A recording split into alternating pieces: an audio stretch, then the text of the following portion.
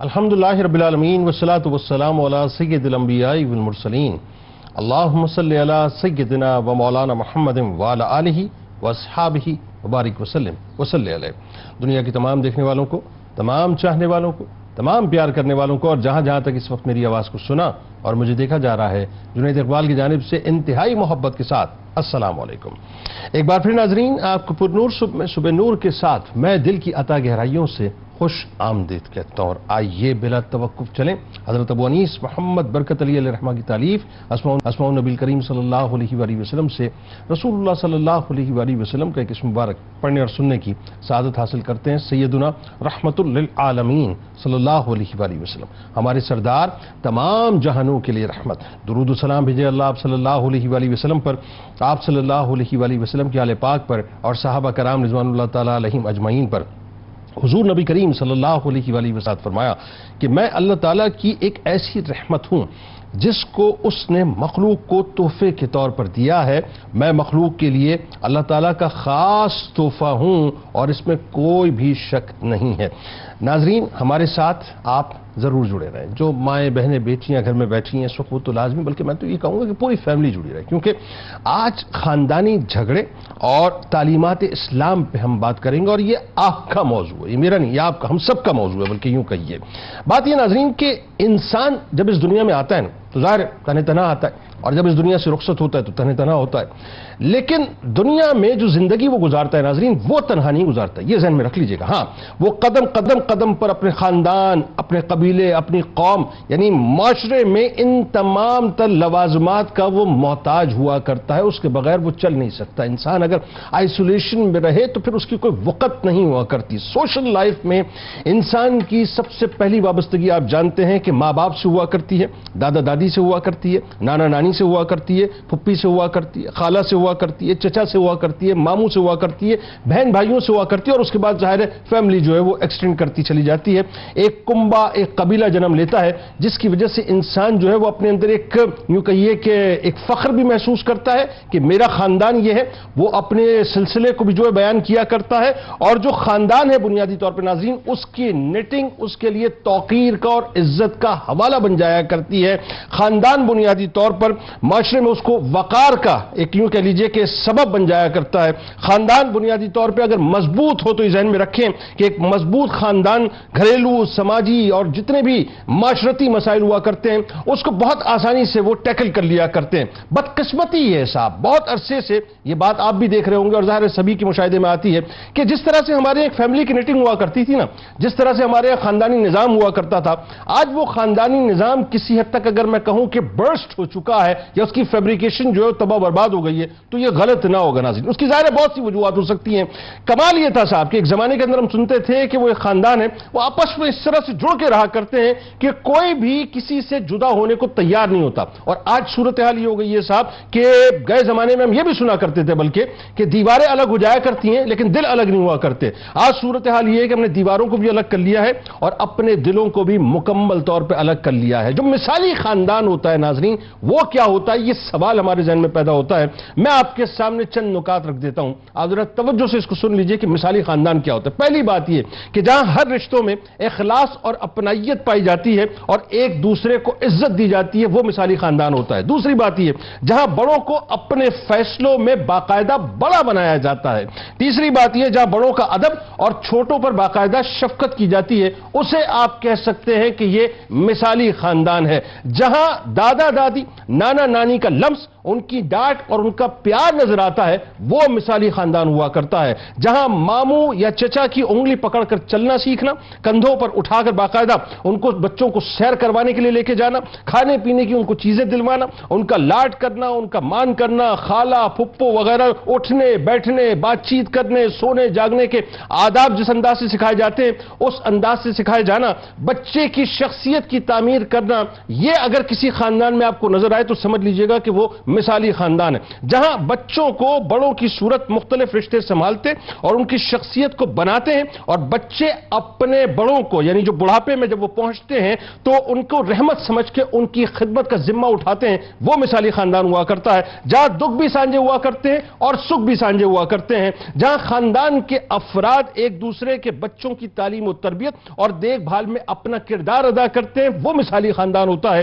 جہاں اپنے منہ کا نوالا ایک دوسرے کو کھلا دیا جاتا ہے، وہ مثالی خاندان ہوتا ہے، جہاں آزمائش کسی پر بھی آئے خاندان والے مل کر ایک سائبان کی طرح جو اسے کور کرتے ہیں اور آزمائشوں میں اور کڑی دھوپ کے اندر جو ہے اسے بچانے کے لیے اپنا کردار ادا کرتے ہیں، وہ مثالی خاندان ہوا کرتا ہے، یعنی اسے تنہا نہیں چھوڑ دیا کرتے، جہاں ایک دوسرے کی خوشیوں پر خوش ہوا جاتا ہے اور ایک دوسرے کی کامیابی کو باقاعدہ رشک کی نگاہ سے دیکھا جاتا ہے، یعنی ان سے جلن نہیں کی جاتی، حسد نہیں کی جاتی، وہ مثالی خاندان ہے، جہاں چھوٹی بڑی غلطیوں سے درگزر سے کام لیا جاتا ہے، ایک دوسرے کے عیبوں کو چھپایا جاتا ہے، جہاں خاندان کے کسی بھی فرد کی معاشی پریشانی کا مستقل مداوا کیا جاتا ہے اور اس کا سہارا بنا جاتا ہے، اسے ڈوبنے کے لیے چھوڑ نہیں دیا جاتا ہے، جہاں بیٹیاں آپس میں ایک دوسرے کی ہو جایا کرتی ہے، رشتوں کی فکر نہیں ہوا کرتی، جہاں کسی بھی پریشانی یا تکلیف میں باہم مل کر جو ہے اس کو فیس کیا جاتا ہے، اور جہاں اپنے آپ کو اس طرح سے جوڑ کے رکھا جاتا ہے کہ ایک مٹھی کی طرح رہا جاتا ہے، نہ کہ اپنے آپ کو ریت کے ذروں کی طرح بکھیر کے رکھ دیا جاتا ہے،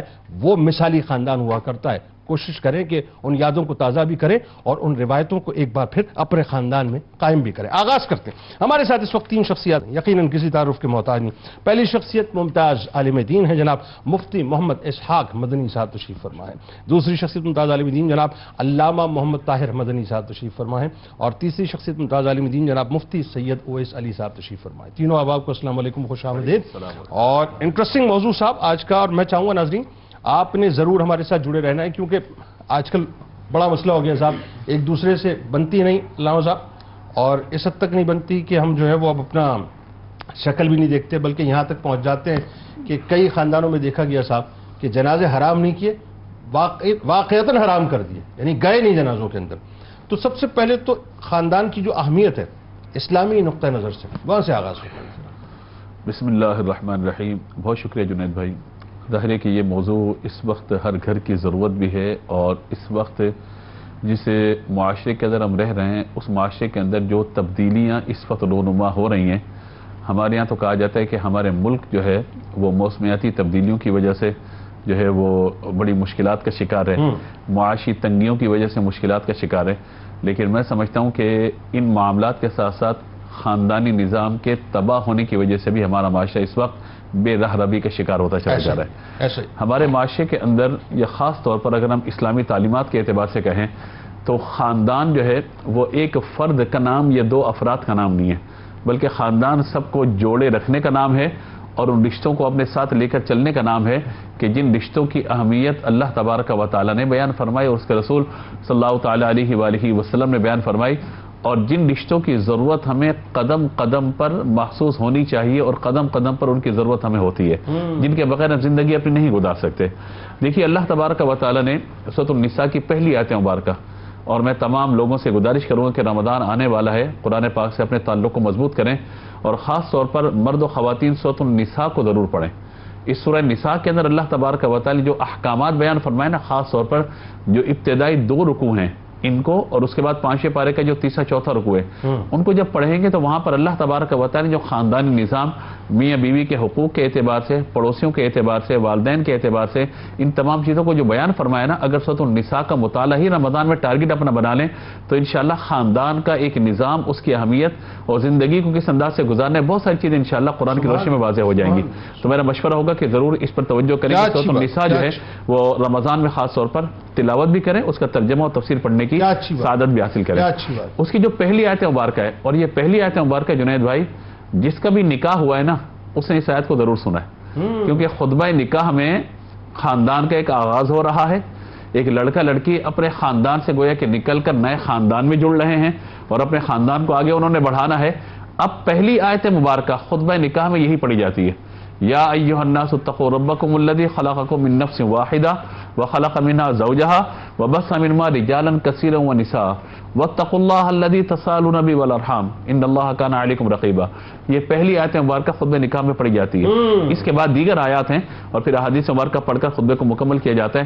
یہ پہلی آیت مبارکہ میں بتاتی ہے کہ خطبہ نکاح میں اس کو جو پڑھا جا رہا ہے تو صرف تلاوت کا معاملہ نہ ہو، بلکہ اگر اس کے ترجمے پہ اور تفسیر پہ غور کر لیں تو ایک پورا خاندانی نظام میرے اور آپ کے سامنے آ جاتا ہے جو اسلام نے ہمیں بیان فرمایا.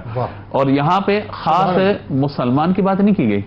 یا ایھا الناس اتقوا ربکم الذی، اے لوگو، اے انسانو، اللہ سے ڈرو.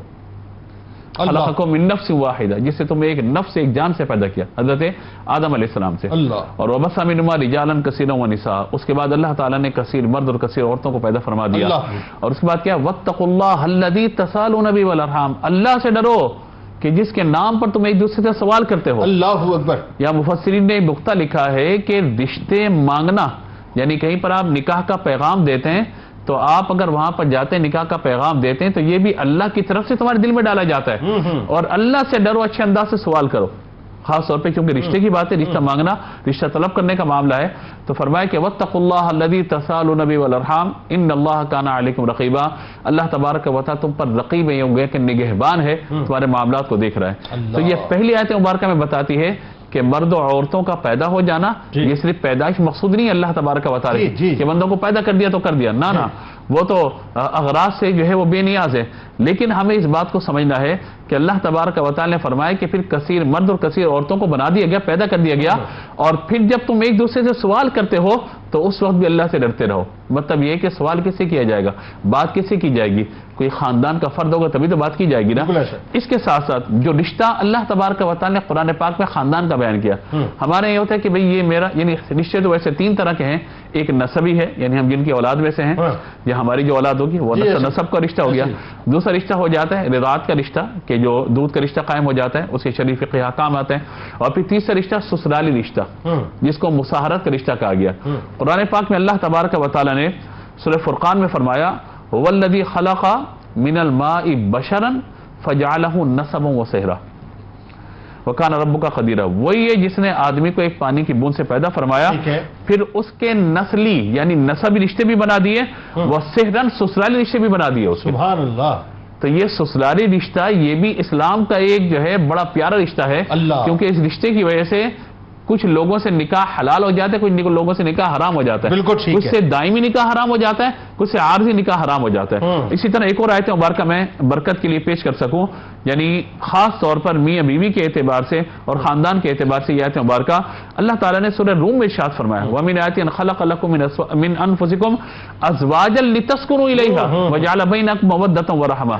یہ آیت مبارکہ میں بتاتی ہے، فرمایا اس کی نشانی ہے، یعنی اللہ کی نشانی یہ ہے کہ تمہاری جنس سے اس نے جوڑے بنائے ہیں. اور کیوں جوڑے بنائے؟ ازواجا لتسکنوا الیہا، تاکہ تم ان سے راحت و اطمینان اور سکون حاصل کرو. وجعل بینکم مودۃ ورحمہ، اور اسے تمہارے درمیان مودت اور رحمت کو رکھ دیا ہے. بے شک اس میں آیت کا آخری حصہ میں عرض کر دوں ان فی ذلک لآیات لقوم یتفکرون، اس میں غور و فکر کرنے والوں کے لیے نشانیاں ہیں. اس کا مطلب یہ کہ خاندانی نظام کو تباہ نہیں کرنا بلکہ جوڑ کے رکھنا ہے.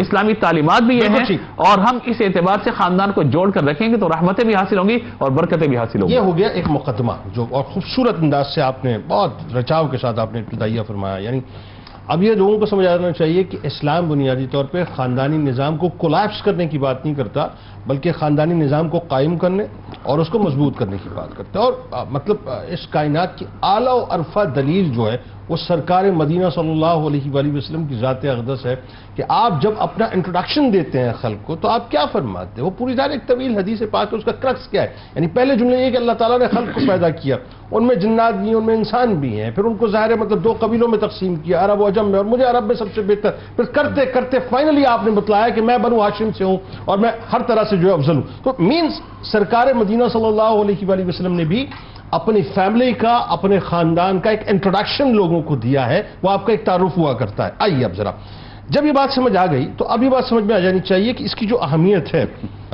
سوشلی، سماجی حوالوں سے اور معاشرتی حوالوں سے کیا ہے، یہ ذرا آپ بتائیے. کیونکہ آج ہمارے جو فیملی فیبریکیشن ہے آپ دیکھیے کہ وہ سماجی اور معاشرتی حوالوں سے کسی حد تک ہم نے برسٹ کر کے رکھ دیا. بتائیے ذرا. اعوذ باللہ من الشیطان الرجیم، بسم اللہ الرحمن الرحیم. اگر ہم خاندان کے حوالے سے دیکھیں کہ خاندان کی کیا تعریف کی جاتی ہے، خاندان کو کس طریقے سے ڈیفائن کیا جاتا ہے، تو بہت سارے جو عالم ہیں، علماء ہیں، وہ خاندان کی تعریف کرتے ہوئے ارشاد فرماتے ہیں کہ خاندان ایک ایسا ادارہ ہے جو انسان کے رویے کو تشکیل دیتا ہے، ایک ایسا ادارہ ہے جو اسے اس کے فرائض کا احساس دلاتا ہے۔ یعنی انسان جب تک خاندان کے جھرمٹ کے اندر رہے، اس کے ساتھ اس کے والدین ہوں، بھائی بہنوں کا رشتہ ہو، چچا خالہ ماموں بہن بھائی بھتیجے بھانجے پوتے، یہ سارے جھرمٹ کے اندر انسان ہو تو اس کے رویے بھی خوبصورت ہمیں نظر آتے ہیں اور اسے اپنے فرائض کا بھی ہمیشہ احساس رہتا ہے۔ اس کے مقابلے میں اگر کوئی تنہا شخص ہے، خاندان کی قید سے بالکل آزاد شخص ہے، اس میں اور جانوروں میں کوئی زیادہ فرق نہیں ہوتا۔ ہمارا انسانی معاشرہ اور جانوروں میں ایک بنیادی فرق یہ بھی ہے کہ جانوروں کا کوئی خاندان نہیں ہے، اسے اپنے ماں باپ کا بھی نہیں پتا، بھائی بہنوں کا نہیں پتا، نہ اس کا خالہ پھپھی کا کوئی نظام ہے، جبکہ انسان کو اللہ تبارک و تعالیٰ نے اشرف المخلوقات بنایا اور ایک خاندانی نظام کے اندر رکھا ہے تاکہ ایک دوسرے کی ضرورتوں کا احساس کیا جائے، اپنے فرائض کا خیال رکھا جائے۔ تو جہاں پر ہمیں سوسائٹیز میں خاندانی نظام اچھا نظر نہیں آتا، ان کی اگر آپ 24 گھنٹے کی روٹین دیکھیں اور کسی جانور کی 24 گھنٹے کی روٹین دیکھیں تو زیادہ فرق نظر نہیں آتا۔ جانور بھی اپنی جسمانی خواہشات کو پورا کرنے کے لیے کہیں پہ بھی منہ مار لیتا ہے، یہ بھی خاندان سے عاری شخص کہیں پہ بھی اس طرح سے کام کر لیتا ہے، اور کھانا پینا اور سونا اور اپنی شہوات کو پورا کرنا، بالکل جانوروں والی زندگی۔ تو جانور سے انسان کی طرف منتقل ہونے کے لیے اور اشرف المخلوقات ہونے کا تقاضا یہ ہے کہ انسان ایک اچھا خاندانی نظام اپنے گھر میں قائم رکھے، اور اس میں جو خاندانی نظام کی سب سے خوبصورتی ہے کہ خاندانی نظام ہمیں بتاتا ہے کہ آپ نے اپنے بڑوں کا ادب کرنا ہے۔ جب بچہ اپنے بڑوں کا ادب کر کے دکھاتا ہے تو پھر اس کے اپنے بچے بھی بعد میں آ کے اس کا ادب کرتے ہیں، کیونکہ اس نے رول ماڈل بن کے اپنے بچوں کو بتایا کہ بڑوں کا ادب کس طریقے سے کرنا ہے۔ جن خاندانوں کے اندر یہ نہیں ہوتا وہاں مکافات عمل ہوتا ہے۔ بندے نے اگر اپنے باپ کی نافرمانی کی، اپنی ماں کی نافرمانی کی، زوجہ کے کہے میں آ کے، تو بیٹا اس کا اپنا بچہ یہ سارا آبزرو کر رہا ہوتا ہے اور خاندانی نظام کی تباہی کا سبب بنتا ہے۔ تیار ہے کہ کل وہ یہاں پر کھڑا ہوگا اور وہ یہاں پر کھڑا ہوگا، مکافات عمل ہوتا ہے۔ اسی طرح جو خاندانی نظام ہے وہ بہترین تعلیمی درسگاہ بھی انسان کے لیے ہوتی ہے۔ جو تنہائی میں رہتا ہے، خاندان سے دور رہتا ہے، وہ تعلیم سے بھی بہت زیادہ دور رہتا ہے۔ خاندانی نظام کے اندر کبھی بھائی کوئی چیز سکھا رہا ہوگا، کبھی والدین بہت ساری چیزیں سکھا رہے ہوں گے، کبھی بچے بھی آپ کو بہت ساری چیزیں سکھا رہے ہوتے ہیں، بالخصوص ٹیکنالوجی کے حوالے سے بڑوں کو جو چیزیں ہمیں میسر نہیں ہوتی۔ تو ایک بہترین تعلیمی درسگاہ ایک بہت اچھے خاندان کی صورت میں انسان کو میسر آ سکتی ہے۔ وہ تہذیب تمدن نارمز جو ہیں وہ لمس کی صورت میں، نانا نانی دادا دادی کی صورت میں ویسے ہی منتقل ہو جاتے ہیں، اور ایک تنہا رہنے والا شخص، خاندان سے دور رہنے والا شخص ان ساری خوبصورتیوں سے بالکل ناآشنا ہوتا ہے۔ اسی طرح اگر ہم دیکھیں، خاندان کا اچھا نظام معاشرے میں جرائم کو ختم کرنے کا بہت بڑا سبب ہوتا ہے۔ تنہا شخص بالکل آزاد ہوتا ہے گناہ کرنے میں، جرائم کرنے میں، قتل زنا وغیرہ کرنے میں، لیکن خاندان کا پریشر ہو تو بدنگاہی کرتے وقت بھی انسان سوچتا ہے۔ ابا جی ساتھ ہیں تو سگریٹ پینے میں بھی بندے کو شرم محسوس ہوتی ہے، یعنی سگریٹ تو مکروہ عمل ہے، کوئی حرام نہیں ہے، لیکن خاندان کا پریشر ہے تو بدنگاہی بھی نہیں کرتا، دوسرے کام نہیں کرتا۔ تنہائی والا شخص نشے کا بھی عادی ہو جائے گا، زنا کا بھی عادی ہو جائے گا، اور ساری تباہی اور بربادی۔ باپ سے بچے گا تو چچا کے آگے پھنسے گا، چچا سے بچے گا تو ماموں کے آگے پھنسے گا، کہیں نہ کہیں پھنسے گا۔ جب تک اس خوبصورت رشتہ داروں کی جھرمٹ میں وہ رہے گا، وہ گندی حرکتوں سے اپنے آپ کو بچانے میں کامیاب ہو جائے گا۔ یہی وجہ ہے کہ جو لوگ بیچلر کی زندگی گزارتے ہیں، رہتے فیملی کراچی میں اور لنڈن اکیلے چلے گئے، 5-6 سال کے بعد ان کا حلیہ دیکھنے والا ہوتا ہے، 100% نہیں لیکن آپ کو 50% ایسی مثالیں ملیں گی، نشے کے عادی ہو گئے، زنا کے عادی ہو گئے۔ کیوں؟ کیونکہ خاندانی خوبصورت رشتوں سے 5000 میل کا فاصلہ ہو گیا اور صرف ویڈیو کال پہ بات ہو رہی ہے، باقی 24 گھنٹے تنہائی ہے۔ اسی طرح خاندانی نظام کی جو اہمیت ہے وہ اس اعتبار سے بھی بہت ضروری ہے کہ تنہائی انسان کو ڈپریشن کا شکار کرتی ہے، اور ڈپریشن انسان کو مزید بیماری اور معاشرتی بگاڑ کی طرف لے کر جاتا ہے۔ یہ معاشرتی جو نظام ہے یہ تنہائی دور کرتا ہے۔ اسی طرح اگر ہم دیکھیں خاندانی نظام جب ہمارے پاس ہوتا ہے تو خاندانی نظام میں جو مضبوط لوگ ہیں وہ کمزور لوگوں کا سہارا بن جاتے ہیں۔ ایک بھائی اگر کمانے والا ہے اور 4 بھائی تھوڑے سے نکم میں ہیں تو ایک بھائی سب کو سپورٹ کر دیتا ہے، اور بعض اوقات ایک بھائی کے کمانے کی وجہ سے چاروں بھائی اپنے گھر والے ہو جاتے ہیں، ان کی شادیاں ہو جاتی ہیں اور ایک اچھا نظام ہو جاتا ہے۔ جی اسی طرح اگر ہم دیکھیں تو عورتوں کی عزتوں کا تحفظ خاندان کے جھرمٹ میں بڑے اچھے انداز سے ہو جاتا ہے۔ جو تنہا عورت ہے، خاندانی نظام سے آزاد عورت ہے، وہ معاشرے کی گندی نگاہوں کی نظر ہوتی ہے بعض اوقات، اور اس کا تحفظ بڑا مشکل ہوتا ہے۔ اچھے رشتہ داروں کے جھرمٹ میں کوئی خاتون ہو تو معاشرہ اس کی طرف نگاہ کرنے کی جرت نہیں کرتا۔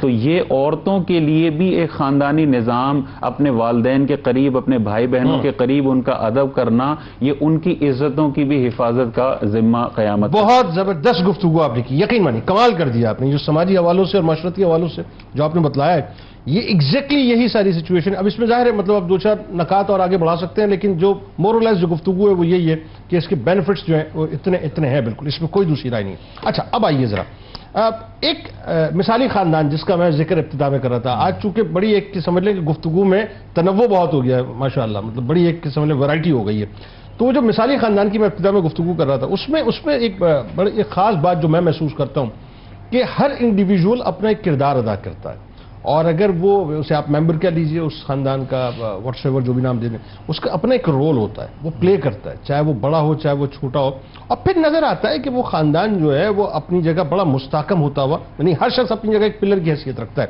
یہ ذرا بتائیے کردار کیا ہونا چاہیے ہر ممبر کا خاندان میں؟ بسم اللہ الرحمن الرحیم والحمدللہ والصلاة والسلام علی رسول اللہ۔ جنید بھائی، اگر بطور خاندان ہم گفتگو کریں کہ خاندان کیا ہوتا ہے، تو یاد رکھیے کہ معاشرہ جو ہے اس کی اکائی کا نام خاندان ہے، اور جیسا کہ حضرت نے ذکر کیا کہ خاندان بنیادی طور پر وہ انسٹیٹیوشن ہے جو آپ کو تربیت فراہم کرتا ہے، آپ کو مراتب کا تقدس بیان کرتا ہے، اور اسی طرح یہ وہ ادارہ ہوتا ہے کہ جہاں اخلاق کی تربیت ہوتی ہے، جہاں اپ برنگنگ کی جاتی ہے، لیکن افسوس کی بات یہ ہے کہ آج ہم نے اس انسٹیٹیوشن کو آؤٹ سورس کر دیا ہے، اسکولز کے ذریعے، کالجز کے ذریعے، یونیورسٹیز کے ذریعے، یعنی وہ ذمہ داری جو اہل خاندان کی تھی، گھر کے بڑوں کی تھی، آج وہ ذمہ داری ہم نے جو ہے وہ کمرشلائز کر دی ہے اسکولز، کالجز، یونیورسٹیز کے ذریعے، مطلب لفظوں میں اسپوائل کر دیا اس کو ہم نے۔ جی بالکل۔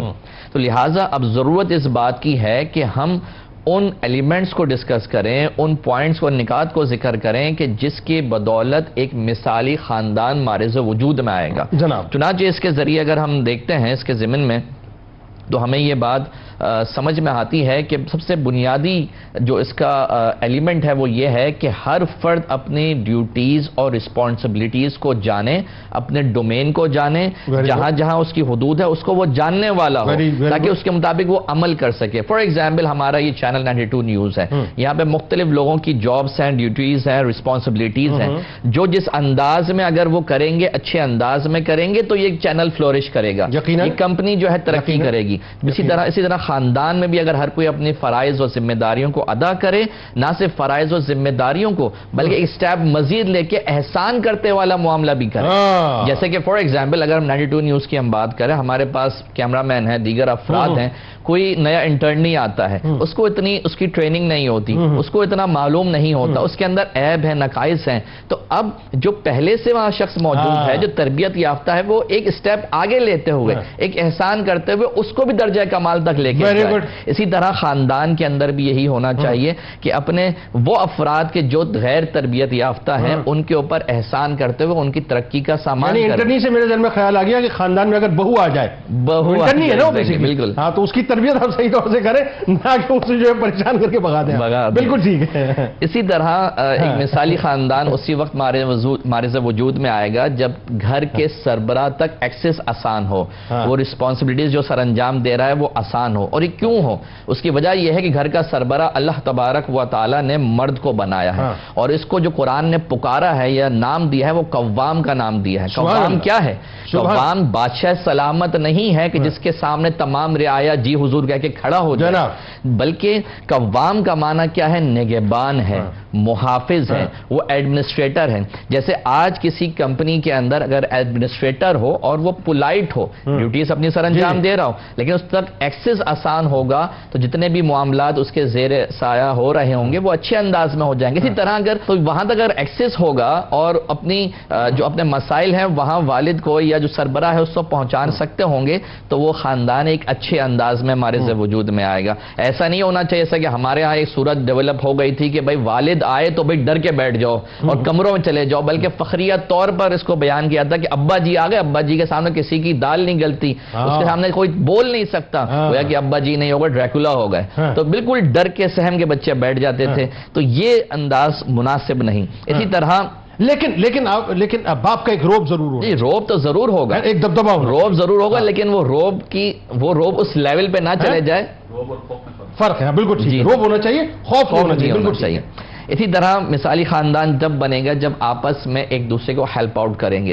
بالخصوص اگرچہ یہ بات طے ہے کہ کچھ کام خواتین کے ہیں, کچھ کام مردوں کے ہیں, لیکن بعض ایسے کام ہوتے ہیں جو دونوں کر سکتے ہیں. ہوم چورس ہیں وہ بندہ کر سکتا ہے, اور اس میں یہ کوئی تمیز نہیں ہونی چاہیے کہ بھئی یہ تو لڑکیوں کے کام ہے لہذا خاتون ہی کریں گی, ہم کیسے کر سکتے ہیں, ہماری تو شان میں کمی آ جائے گی, ناک کٹ جائے گی. اسی طرح مثالی خاندان اس وقت بنے گا جب آپس میں محبت قائم ہوگی. بالخصوص میاں بیوی کے معاملات کو اگر ہم دیکھتے ہیں تو یہاں ہمیں تعلیمات اسلامی اس انداز نظر آتی ہیں کہ حضور علیہ السلام اپنی زوجہ پاک جناب سیدہ عائشہ سے محبت کا اظہار اس طرح فرماتے کہ جس جگہ سے حضرت عائشہ نے پانی پیا ہوتا اسی جگہ سے آپ جو ہے پانی پیتے, اور اس طرح اپنی محبت کا اظہار فرماتے. اسی طرح یہاں پر مثالی خاندان اس وقت بھی بنے گا کہ جب بچوں کے ساتھ کوالٹی ٹائم اسپینڈ کیا جائے, ان کے مسائل کو سنا جائے, ان کے ساتھ ڈسکس کیا جائے, اور یہاں سے مسائل کا حل پیش نہ کیا جائے بلکہ ان کے سامنے آپشنز رکھ کے کریٹیکل تھنکنگ کا ان کو عادی بنایا جائے کہ جب مستقبل میں وہ کسی معاملے میں پھنسیں تو کس طرح اپنی مشکل کو آسان بنائیں. تو یہاں پر اس طرح کے مختلف نکات بیان کیے جا سکتے ہیں, لیکن بات اس عمل کی ہے کریٹیکل تھنکنگ میں ان کو یہ بھی بتلا دیا جائے کہ بیٹا اپنے اسلاف پہ کریٹیکل تھنکنگ میں لان تان مت کرنا, لان تان نہیں کرنا, بس یہ خیال رکھنا. بالکل, یہ تو بہت بنیادی بات ہے. کریٹیک ہونا ایک الگ چیز ہے, بدتمیز ہونا ایک الگ چیز ہے نا. جی بالکل. تو کریٹیکل تھنکنگ سے یہاں مراد یہ ہے کہ مختلف چیزیں ان کے سامنے ہوں اور وہاں پہ وہ اچھے انداز میں اس کو لے کے چل سکیں. بالکل ٹھیک, بہت خوبصورت آپ نے گفتگو کی, اور اس میں ایک اضافہ اور میں کیے دیتا ہوں آپ کی اجازت سے کہ اس موبائل فون کا استعمال بھی کم سے کم کرنا چاہیے ممبر کو, کوئی بھی فرد ہو. جو ہم کٹنوں کی طرح جو ہے نا وہ ایک دوسرے کو میسج کر رہے ہوتے ہیں نا واٹس ایپ پہ, اس نے یہ کر دیا, دیکھو اس نے یہ کر دیا, فیملی میں آج تم نے سنا یہ ہو گیا, تو یہ کام بھی ہمیں نہیں کرنے چاہیے. اس سے تباہیاں اور بربادیاں ہوتی ہیں اور کچھ بھی نہیں ہوتی. ایک مختصر سا وقفہ درود پاک سرکار کی بارگاہ میں, ان کی آل کی بارگاہ میں بہت ہی حلاوت کے ساتھ, محبت کے ساتھ, عقیدت کے ساتھ, ادب کے ساتھ پیش کیجیے صاحب. سب کچھ ہمارے تو سرکار ہی ہیں صاحب, ان کا گھرانہ ہے. جب لوٹیں گے تو آپ کو ایک بات بتائیں گے صاحب, اور اس پہ ذرا کلام کروائیں گے مفتی صاحب سے. وہ یہ کہ بہت سے ایسے لوگ ہیں ابھی گفتگو سن رہے ہوں گے نا, صاحب کیا بات کر رہے ہیں, جان چھوڑاؤ خاندان سے صاحب, یہ دور ہے گئے تو ٹینشن ختم ہو گئی, ڈپریشن ختم ہو گیا, اینزائٹی ختم ہو گئی, ہم سکون سے ہو گئے, زندگی ہماری بہت آسان ہو گئی, اب ہمیں ملنا ہی نہیں ہے, دور رکھو ان کو صاحب, جب بھی قریب آتے ہیں ٹینشن دیتے ہیں. تو یہ جو جھگڑے پیدا ہو جاتے ہیں خاندان میں, اس پہ ذرا بات کریں گے, جس کی وجہ سے خاندان اس حد تک بکھر چکا کہ آج کسی خاندان کے فرق کو ہم دیکھتے ہیں تو ہمیں اینزائٹی شروع ہو جاتی ہے. درود پاک پیش کیجیے جناب. ایک بار پھر میں آپ کو خوش آمدید کہتا ہوں. ناظرین کرام, یہ جو خاندانی مسائل ہیں, خاندانی جھگڑے ہیں, خاندانی فسادات ہیں, خاندانی اناد کہہ لیں, خاندانی نفرتیں کہہ لیں, خاندانی دشمنیاں کہہ لیں, خاندانی بغض کہہ لیں, اب آپ اس کو لیبریٹ کرتے چلے جائیے, یہ کہانی گھر گھر کی ہے صاحب, کہانی گھر گھر کی. ہاں, ہر جگہ تقریباً مورلیس آپ کو یہی مسائل نظر آتے ہیں. اللہ ماشاءاللہ جو لوگ بچے ہوئے ہیں آج تک اپنی نارمز پہ, اپنی تہذیب پہ کھڑے ہیں, یا یوں کہیے کہ اسلامک جو اقدار ہیں اس کے اوپر کھڑے ہیں. لیکن ایک بہت بڑا مسئلہ علامہ صاحب وہ یہ کہ آج کل خاندان کا ظاہر مطلب بکھر جانا, خاندان میں جھگڑے ہونا, جیسے ظاہر پہلے ہم دیکھتے ہیں تو ہم مثالیں دیتے ہیں, اور ہمارے بھی مشاہدے میں بات رہی صاحب کہ ایک خاندان جو ہے مطلب ایسے جڑا ہوا ہے صاحب کہ ان کی نسلیں در نسلیں جو ہیں, جب وہ کوئی ایونٹ کرتے ہیں تو وہ بڑا رچاؤ اس ایونٹ میں نظر آتا ہے کہ پوتے پڑ پوتے تک جو ہے مطلب موجود ہوا کرتے تھے. تو کیا وجوہات ہوئی صاحب, یہ ایک دم شیرازہ کیوں بکھرا, ذرا یہ تو بتائیے, جھگڑے کیوں اتنے شروع ہو گئے؟ بسم اللہ الرحمن الرحیم. ظاہر جھگڑا ہے تو ظاہر ہے کہ اس میں کچھ نہ کچھ وجہ تو یقیناً ہے کہ جس کی بنا پر اس وقت خاندانی نظام ہمارا تباہی اور بربادی کی طرف جا رہا ہے. چند وجوہات اس میں بیان کی جا سکتی ہیں. پہلی بات تو یہ ہے کہ ہم لوگ کچے کانوں کے عادی ہو گئے ہیں. گڈ. یعنی کسی نے کسی کے بارے میں کوئی بات کہی تو فوراً دل میں ایک بدگمانی پیدا کر لی اس کے لیے, اور کلیئر نہیں کیا اس سے کہ بھائی کیا ہے کیا نہیں ہے. صحیح. اچھا اگر شرعی اصطلاح کے اندر یا ہم باطنی بیماریوں کے بارے میں کہیں تو ایک چغل خور کا لفظ ہمارے پاس آتا ہے. یعنی ادھر کی بات ادھر، ادھر کی بات ادھر، دونوں کو لڑوایا اور سکون سے بیٹھ کے تماشا دیکھا جا رہا ہے کیا ہو رہا ہے بھائی ابھی. اچھا وہ سرٹن کریکٹرز ہوتے ہیں خاندان. جی وہ مطلب وہ جیسے ہم اپنا بچپن دیکھیں تو 20 جمالوں کا کریکٹر ہمارے چلتا تھا مطلب. تو وہ جو کریکٹر ہے نا اس وقت، وہ کردار وہ اس وقت ہمارے ہر گھر میں، ہر خاندان کے اندر موجود ہوتا ہے، ہر برادری کے اندر موجود ہوتا ہے، جس کا کام ہی فقط یہ ہوتا ہے یہاں کی سن کے وہاں لگانا، وہاں کی سن کے وہاں لگانا، دونوں کو لڑوا دیا.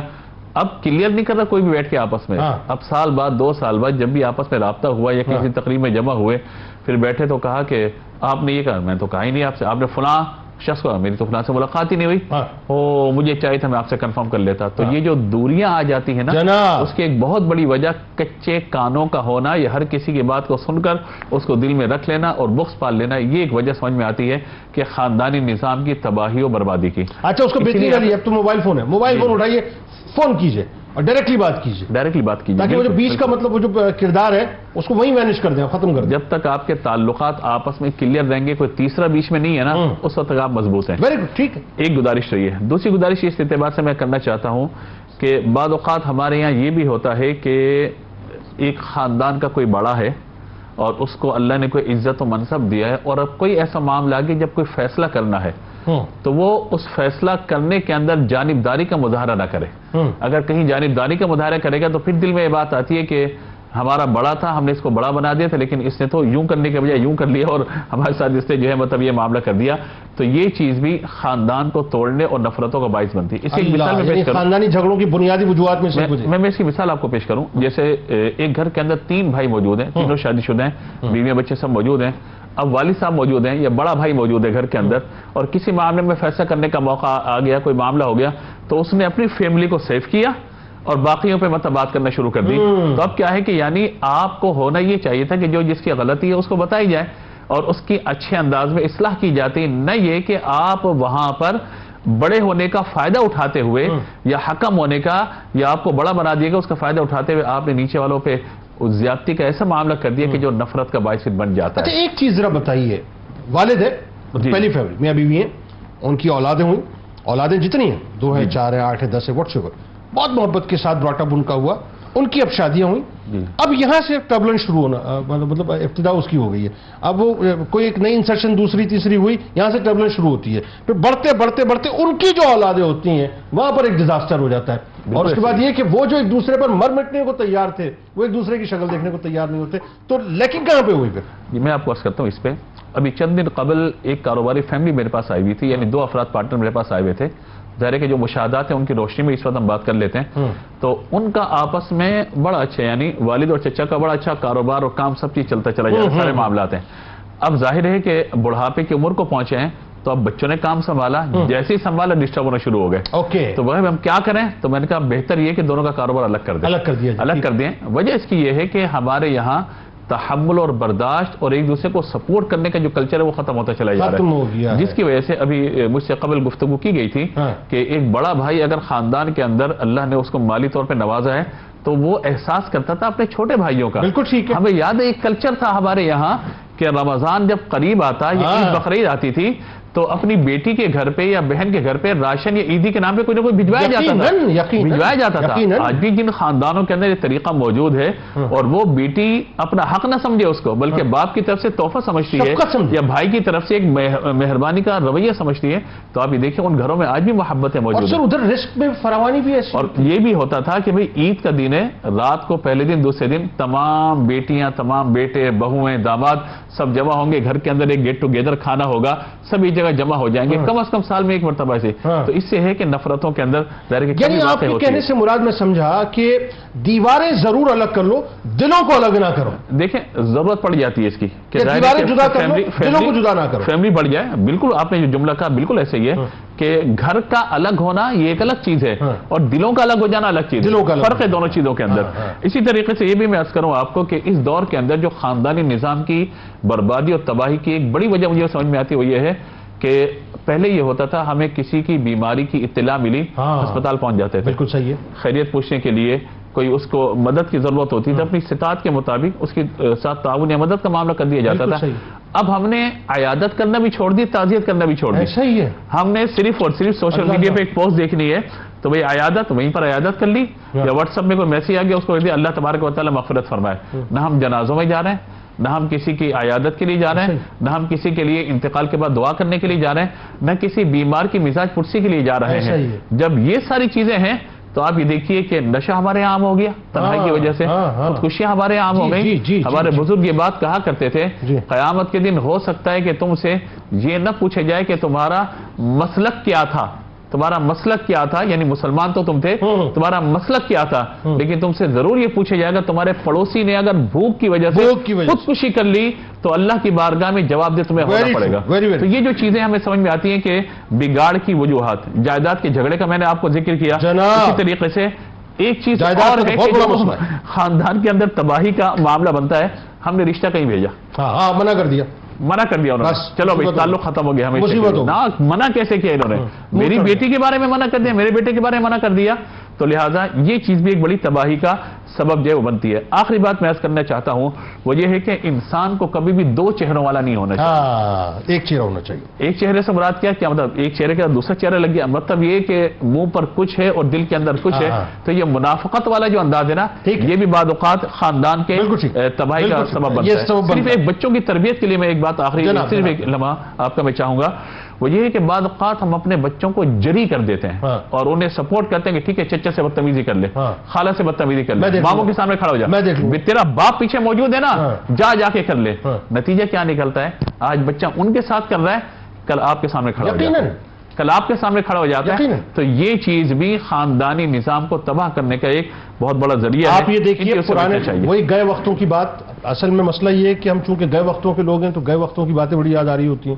تو بات یہ ہم نے تو اپنے دور میں دیکھا ہے صاحب یہ کہ اگر کوئی مثال کے طور پہ کسی بھی کلوزسٹ رشتے کے ساتھ جو ہے بچہ بدتمیزی کر جائے تو باپ پہلے کھڑے ہو کے جو ہے اس کو شٹ اپ کال دیتا تھا کہ کیوں کی بدتمیزی تم نے, یہ تمہارے ماموں ہیں, تمہارے چچا ہیں, تمہاری خالہ ہیں, تمہاری پھپھو ہیں, تمہیں ان کی اسی طرح سے ریسپیکٹ کرنی چاہیے جیسے تم میری کرتے ہو اپنی ماں. تو یہ تربیت ہوتی ہے بنیادی طور پہ. اچھا اب آئیے, اب اس وقت آپ کو پتا ہے کہ جو صورتحال معاشرے میں ہوئی ہے, کئی ایک گھرانے صرف اسی وجہ سے, انہی جھگڑوں کی وجہ سے تباہ ہو گئے, فیملیز بکھر گئیں, لوگوں نے آنا جانا چھوڑ دیا, شکلیں دیکھنا چھوڑ دی. وہ جو ابتدا میں نے بات کہی کہ جنازوں تک میں نہیں جایا کرتے, پتہ بھی نہیں ہوتا صاحب کہ وہ بھائی جی رہا ہے, مر رہا ہے, کیا کر رہا ہے, کیا نہیں کر رہا, اس کی اولاد یعنی نام تک نہیں پتہ ہوتے ان کی اولادوں کی. یہ صورتحال ہو جاتی ہے اپنے بھتیجے بھتیجوں کی جو ہے, یہ بھانجے بھانجیوں کے. تو اگر جھگڑے پیدا ہو جائیں صورت, اور ظاہر پیدا ہوئے ہیں, کیا کرنا چاہیے, مطلب ویری فرسٹ اسٹیپ کیا ہونا چاہیے کہ ہم اپنی فیملی کو دوبارہ جو ہے اپنا اس کی ری یونین کریں, اسے ری جوائن کریں, اسے ری آرگنائز کریں, کیسے کریں؟ بسم اللہ الرحمن الرحیم. اس میں خاندانی جھگڑوں کے حوالے سے اگر ہم اللہ تبارک و تعالیٰ کی جو ارشادات ہیں یا مزاج شریعت ہے وہ اگر ہم دیکھیں تو دیکھیں طلاق کا اختیار اللہ تبارک و تعالیٰ نے مرد کو دیا ہے, عورت کو طلاق کا اختیار نہیں دیا. اس کی حکمتوں میں علماء کرام نے یہ بھی ارشاد فرمایا کہ عورت ہو سکتا ہے عقل میں مرد سے زیادہ بھی ہو سکتی ہے, یا بعض اوقات برابر ہوتی ہے, کبھی کم ہوتی ہے, لیکن وہ جلدی فیصلہ اور جذباتیت میں آ کے فیصلہ لینے میں بہت زیادہ آگے ہوتی ہے, بہت زیادہ تیز ہوتی ہے. تو اسی لیے طلاق اور رشتہ ختم کرنے کا اختیار عورت کو نہیں دیا کہ وہ چھوٹی چھوٹی باتوں پر رشتہ ختم کر کے خاندان کو تباہ و برباد کر دے گی. یعنی اللہ تبارک و تعالیٰ اور شریعت کا مزاج بھی یہی ہے کہ رشتوں کو جب تک بنا کے رکھا جائے, بنا کے رکھنا ممکن ہو, بنا کے رکھنا چاہیے. جب بالکل ہی معاملہ خراب ہو جائے اور ساتھ رہنا ممکن نہ ہو تب کہیں جا کر طلاق کی طرف آیا جائے. اور دوسرا اصول دیکھیں, اللہ تبارک و تعالیٰ کے حبیب نے ارشاد فرمایا الحب للہ والبغض للہ, سبحان اللہ, کہ محبت بھی اللہ کے لیے ہونی چاہیے, اور خاندان میں اگر جھگڑا ہے اور دوری ہے وہ بھی اگر اللہ کی رضا کے لیے ہے تو وہ جائز ذکر کر لے. آقا کریم علیہ الصلوۃ والسلام نے ارشاد فرمایا رمضان المبارک میں اللہ تعالیٰ سب کی بخشش و مغفرت فرما دیتا ہے سوائے 4 لوگوں کے, اور ان میں سے 2 لوگ وہ ہیں, ایک وہ ہے جو اپنے خونی رشتوں سے رشتہ توڑنے والا ہے, اور دوسرا وہ ہے جو لوگوں کے حوالے سے دل میں بغض و کینہ رکھنے والا ہے. تو رشتہ توڑنے والا بے نمازی کی مغفرت ہوگی یہ نہیں منع فرمایا، لیکن جس نے اپنے خونی رشتوں سے رشتہ توڑا ہوا ہے لیلۃ القدر کی رات وہ سجدے کرتا رہے پوری رات، اللہ تبارک و تعالیٰ اس کی بخشش و مغفرت نہیں کرنا ہے۔ یہ انجام کو ذہن میں اور یہ لیلۃ القدر اور شب برات کو لوگوں کو واٹس ایپ کرنے، نامعلوم رشتوں کو واٹس ایپ کرنے کی بجائے معلوم رشتوں کو جو ہے وہ کنیکٹ کرنے کی معلوم رشتوں کو کنیکٹ کرنے کی ضرورت ہے۔ تو سب سے پہلے یہ حدیث ذہن میں ہوگی نا تو پھر کسی بھی رشتے سے جھگڑے کے حوالے سے بندہ نہیں سوچے گا۔ اسی طرح جھگڑوں کو ختم کرنے کے لیے جھگڑوں کی وجوہات کا تعین ضروری ہے، اور گھروں کے اندر جو جھگڑے کی سب سے بڑی وجہ بعض اوقات بنتی ہے وہ شوہر ماں اور اپنی بیوی کے درمیان جج بن جاتا ہے۔ بیوی کو کہتا ہے تم بھی دلائل دو، ماں کو کہتا ہے تم بھی دلائل دو، اب یہ حضرت جج بن کے کبھی ماں کے حق میں فیصلہ کر رہے ہیں کبھی بیوی کے حق میں فیصلہ کر رہے ہیں۔ جج نہیں بنتا وہ بوانی دوسرے فٹ بال بن جاتا ہے، فٹ بال بن جاتا ہے۔ یہ چیز گھر کے ماحول کو بہت زیادہ خراب کرتی ہے۔ دونوں کو یہ احساس دینا چاہیے کہ ماں میں آپ کا بیٹا ہوں اور زوجہ میں آپ کا شوہر ہوں، یعنی تنہائی میں دونوں کو یہ احساس ہونا چاہیے کہ یہ میرا ہے۔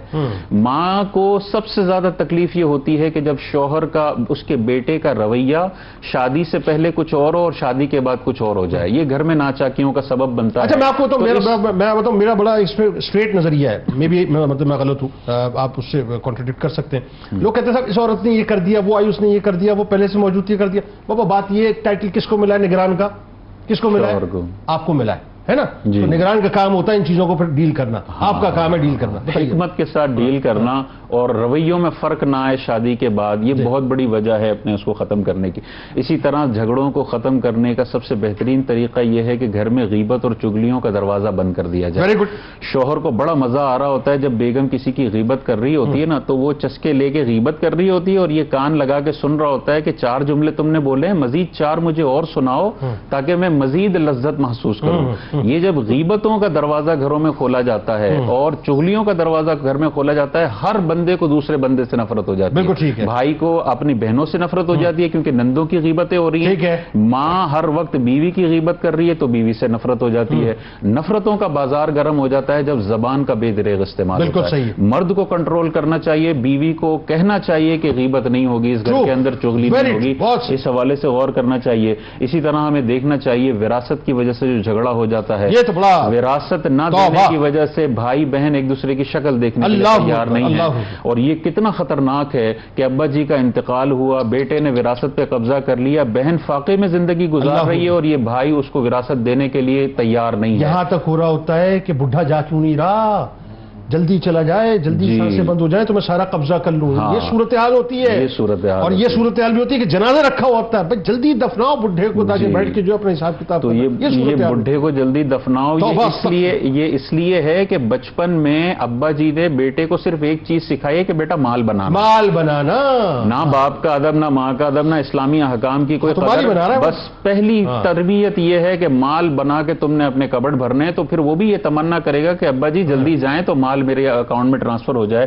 اس حوالے سے اور جائیداد بہت بڑے فساد کے جو ہے۔ جی جی جی، لیکن بات کرنا کیا چاہیے ذرا 2-4 جملوں میں بتا دینا بس فائنلی۔ جی اسی طرح دیکھیں نا، ماں باپ کے اندر اگر طلاق ہو جائے تو بیٹے کو باپ کے خلاف بھڑکا دیا جاتا ہے اور بیٹا اپنے باپ کی شکل ساری زندگی دیکھنے کے لیے تیار نہیں ہوتا۔ ایسی ماؤں کو غور کرنا چاہیے کہ اگر وہ باپ کے خلاف اپنی اولاد کو بھڑکا رہی ہیں، قرآن میں تو اللہ تبارک و تعالیٰ کافر باپ کے آداب بتاتا ہے کہ کافر باپ سے بھی اچھا سلوک کرنا ہے۔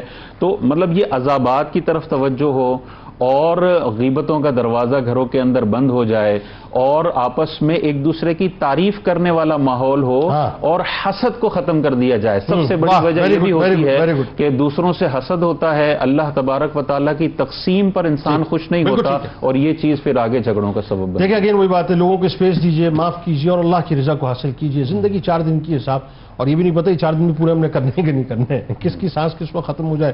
تو بات یہ ہے کہ انسان محبت اور عزت کے ساتھ جائے دعا لیتا ہے، سب سے بہتر۔ فائنلی اب آئیے ذرا یہ بڑا ایک زبردست مطلب سمجھ لیجئے کہ اپنا ایک اس کا ہم ریپ اپ کریں گے کہ رشتہ داروں کے حوالے سے جب ہم بات کرتے ہیں حسن سلوک کے حوالے سے، میرا ایک فرم بلیو ہے اس بارے میں، may be I am wrong, مجھے کریکٹ کیجیے گا۔ آج یہ جو اتنے مسائل ہم دیکھ رہے ہیں نا صاحب، یہ غربت، افلاس، بے روزگاریاں، اگر صاحب ثروت شخص اپنے رشتہ داروں کو غمی خوشی میں اون کرنا شروع کر دے بلیو یو می، میرا خیال ہے کہ مور دین 60-70% مسائل جو ہیں معاشرے کے وہ ویسے ہی حل ہو جائیں. اس نے سلوک کے بارے میں بتائیے رشتہ داروں کے ساتھ. بسم اللہ الرحمن الرحیم. جنید بھائی، اسلام دین کامل ہے اور اللہ عز و جل نے زندگی کے ہر شعبے میں اسلام اس لیے رکھا کہ ہماری وہ رہنمائی کرے، اور اس کے احکام نہ صرف اخروی ثواب بلکہ جو دنیاوی راحتیں ہیں اس کی بھی ضمانت دیتے ہیں. اور انہی احکام میں سے ایک صلہ رحمی ہے، جس کو اگر آسان لفظوں میں کہوں تو وہ ہے رشتہ داروں کے ساتھ حسن سلوک کرنا. اور یہ اس قدر امپورٹنٹ ہے، اس کی اہمیت کا اندازہ اب اس بات سے لگائیے کہ اللہ تبارک و تعالی نے قرآن مجید فرقان حمید میں تقوی اختیار کرنے کا جہاں حکم ارشاد فرمایا، وہاں رشتہ داروں کے ساتھ حسن سلوک کا بھی ارشاد فرمایا. چنانچہ ارشاد ہوتا ہے وَاتَّقُوا اللَّهَ الَّذِي تَسَاءَلُونَ بِهِ وَالْأَرْحَامَ، اور اللہ سے ڈرو جس کے نام پر مانگتے ہو اور رشتوں کا لحاظ رکھو. یعنی اس کی اہمیت اس قدر زیادہ ہے. اور مفتی احمد یار خان نعیمی رحمہ اللہ اس کی تفسیر میں بیان فرماتے ہیں کہ جس طرح ایک مسلمان پر نماز، روزہ، حج، زکوٰۃ لازم اور ضروری ہے، ایسے ہی رشتہ داروں کے ساتھ حسن سلوک کرنا لازم اور ضروری ہے. اور یہاں پہ یہ بات بھی ہمارے ذہن میں رہے کہ یہ صلہ رحمی کیا ہے. یہ گیو اینڈ ٹیک کا معاملہ ہے. تو اس کے بارے میں حضور علیہ السلام ارشاد فرماتے ہیں کہ صلہ رحمی یہ نہیں ہے کہ جو آپ سے جوڑے تو آپ اس سے جوڑ لیں، یہ تو ادلا بدلا ہے. یہ تو ادلا بدلا ہے. صلہ رحمی یہ ہے، رشتہ داروں کے ساتھ حسن سلوک یہ ہے کہ فرمایا اذا قطعت رحمہ وصلھا، کہ جو تم سے توڑے اس کے ساتھ نبھاؤ، اس کے ساتھ جوڑو. تو صلہ رحمی بنیادی طور پر یہ تعلیم اسلام ہے اور ایک لازم امر ہے. اور اس کی فضیلت کے بارے میں بالخصوص جیسے آپ نے ابھی سوال میں ذکر کیا کہ تنگ دستی کا معاملہ ہوتا ہے، مالی وسعت ختم ہو جاتی ہے، تو ہم صلہ رحمی کے بارے میں جب احادیث کریمہ کا مطالعہ کرتے ہیں تو حضور علیہ السلام کا ہمیں وہ فرمان شاندار نظر آتا ہے کہ آپ علیہ السلام ارشاد فرماتے ہیں کہ رشتہ جوڑنا گھر والوں میں محبت، یعنی حسن سلوک کرنا یہ گھر والوں میں محبت، مال میں برکت اور عمر میں درازی کا باعث بنتا ہے. یہ وظیفہ ہے. جی بالکل، یہ وظیفہ ہے. یہ وظیفہ ہے. لوگ وظائف مانگ رہے ہوتے ہیں، یہ وظیفہ ہے. اور عمر میں درازی بھی مل جائے گی، رزق میں برکت بھی ہو جائے گی. اسی طرح فرمایا کہ جو چاہے کہ اس کے رزق میں وسعت ہو جائے، رزق اس کا وسیع ہو جائے اور اس کی موت دیر میں کی جائے تو وہ صلہ رحمی کرے، رشتہ داروں کے ساتھ حسن سلوک کرے. اب یہاں پر ظاہر سی بات ہے اب صلہ رحمی کی اس قدر اہمیت ہے اور یہ رحمان کو مطلوب اور شیطان کو جو ہے یہ نامنظور ہوتا ہے. تو وہاں ہم دیکھتے ہیں کہ شیطان اور نفس پورا زور لگاتے ہیں کبھی اس جملے کے تحت کہ ہم اس کے گھر کیوں جائیں، وہ ہمارے گھر میں قدم رکھنے کو تیار نہیں. ہر بار ہم ہی جھکتے ہیں، کیا اس دفعہ بھی ہم ہی جھک جائیں؟ ہم پہل کرتے ہیں بھائی، ہر دفعہ کیا ہم ہی پہل کرتے رہیں؟ تو اس طرح کے جملوں کے آنگن میں، اس طرح کے جملوں کے وہ جو لفظ استعمال فرمایا جا رہا تھا کہ جھرمٹ کے اندر شیطان جو ہے، نفس جو ہے وہ دھوکہ دے رہا ہوتا ہے. لیکن بات یہ ہے کہ انسان کو چاہیے کہ وہاں شیطان کی نہیں بلکہ رحمان کی بات مانیں اور ان فضائل پر غور و فکر کرے جو حضور علیہ السلام نے بیان فرمائے. کہ فرمایا کہ ایک صحابی بارگاہ صلوات میں عرض گزار ہوتے ہیں یا رسول اللہ سب سے بہترین شخص کون ہے؟ سب سے بہترین شخص کی حضور تعریف بیان فرما رہے ہیں. بہترین شخص وہ ہے جو کثرت سے قرآن پاک پڑھنے والا ہو، تقوی اختیار کرنے والا ہو، نیکی کی دعوت برائی سے منع کرنے والا ہو، اور سب سے بہترین شخص وہ ہے جو رشتہ داروں کے ساتھ حسن سلوک قائم کرنے والا ہو. بہت شکریہ آپ تینوں احباب کا، کمال گفتگو صاحب. سلامت رہیں آپ تینوں احباب. بات یہ جناب، آپ کے بھائی کے اندر جو آپ کی محبت ہے نا، اس محبت کو محسوس کرنے کی کوشش کریں. آپ کی بہن کے اندر آپ کی جو محبت ہے نا، اس محبت کو محسوس کرنے کی کوشش کریں. جب اس بات کا آپ احساس کر لیں گے نا کہ آپ کے بھائی بہن آپ سے محبت کرتے ہیں تو پھر آپ بڑھ کر ان سے محبت کریں گے. اور جب آپ بڑھ کے ان سے محبت کریں گے تو پھر یہ جو آپ دنیا دکھاوے کو ادھر ادھر اپنے مال کو بانٹتے ہیں نا، آپ کو پتہ چلے گا کہ آپ کے بھائی کے گھر میں افطار کے لیے کھجوریں موجود نہیں ہیں. آپ کی بہن جو ہے وہ لوگوں سے اس وقت سوال کرتی پھر رہی ہے خاموشی کے ساتھ اور یہ کہتی پھر رہی ہے بتانا نہیں، کسی کو بتانا نہیں کہ میں ان کی بہن نہیں، راز افشا نہیں کرنا میرا، کہ اگر ان کو پتہ چل گیا تو وہ ناراض ہو جائیں گے. اس کو اس بات کی فکر ہے کہ ان کو پتہ چل گیا تو وہ ناراض ہو جائیں گے. آپ کو اس بات کی فکر نہیں ہے کہ آپ کے بھائی کے گھر میں، آپ کی بہن کے اندر گھر میں جو ہے وہ اس وقت چند کھجوریں تک موجود نہیں ہیں. جب تک یہ احساس پیدا نہیں ہوگا کچھ بھی پیدا نہیں ہوگا. کتاب الشفا، گھر میں اتفاق اور محبت کیسے قائم ہو. روزانہ صبح و شام اللہ تعالیٰ کے اسم مبارکہ یا واسع یا حنان یا حلیموں کی ایک ایک تسبیح کرنے سے گھر میں اتفاق پیدا ہوتا ہے اور نفرتیں ختم ہو جایا کرتی ہیں. حضرت امام حسین علیہ السلام کا قول مبارک ہے کہ آئے لوگوں ایک دوسرے کی غیبت سے بچو کیونکہ یہ جہنمی کتوں کی خوراک ہے۔ روزنامہ 92 نیوز میں آج مضمون ضرور پڑھیے گا، خاندانی جھگڑے اور تعلیمات اسلام کے حوالے سے۔ ایکس پہ ہمیں فالو کیجیے، فیس بک پیج کو لائک کر لیجیے، یوٹیوب چینل کو سبسکرائب کر کے بیل آئیکن کو ضرور کلک کر لیجیے۔ آئیے ذرا اپنی اپنی روح سے تجدید عہد وفا، لا یؤمن احدکم حتی اکون احب الیہ من والدہ وولدہ والناس اجمعین۔ اللہ تعالیٰ آپ کا، ہمارا، ہم سب کا، پاکستان کا، امت مسلمہ کے لیے، خاص طور پر غزہ کے رہنے والوں یمنیوں کے لیے دعا کیجیے۔ اللہ تعالیٰ دام درم قدم سخن، جو اس وقت غزہ کے رہنے والوں کی مدد کر رہے ہیں، سب کا حامی و ناصر، آمین۔ پاکستان کا مطلب کیا؟ لا الہ الا اللہ محمد رسول اللہ صلی اللہ علیہ وسلم۔